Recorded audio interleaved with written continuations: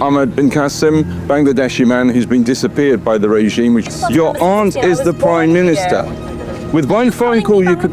No, I'm saying with one phone call you can make a difference. What you're saying. I'm saying with one phone call you can make a difference. আমি কিন্তু বাংলাদেশি, আমি British Bangladeshi. আজকে সবচেয়ে মনে পড়ছে আমার খালাকে, কারণ উনি আমাকে অনেক শিখিয়েছেন। তো একদিক দিয়ে আমার খালা আমার রোল মডেল ছিলেন।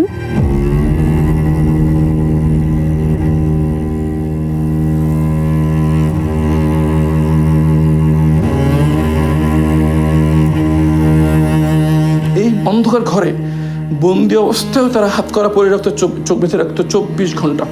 তখন আমি এটা কোনোমতেই মানতে পারছিলাম না। আমি বারবার বলতাম যে আমি তো বন্দি অবস্থায় আছি, দেয়ালের ভিতরে আছি, দরজা বন্ধ, এখানে কেন আমাকে চোখ বেঁধে রাখতে হবে, হাত করা পরে রাখতে হবে 24 ঘন্টা।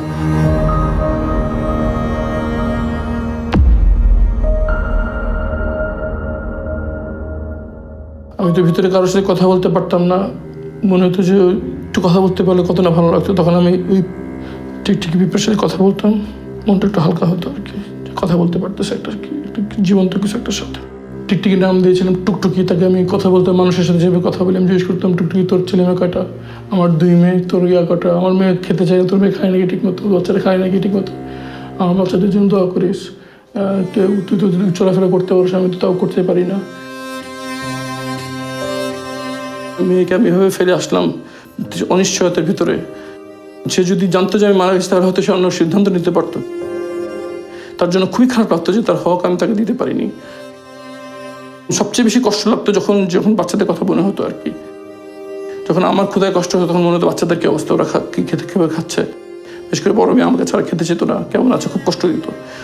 যখন আমার ঠান্ডায় কষ্ট হতো, আমার 2 মেয়ে আমার মধ্যে অ্যাজমা আছে, তো আমি ঠান্ডায় অবস্থা, তাদের কি অবস্থা।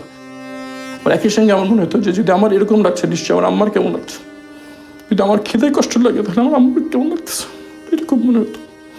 মনে মনে আল্লাহকে দোয়া করতাম যে আম্মাকে যেন জানিয়ে দেন যে তার সন্তান জীবিত।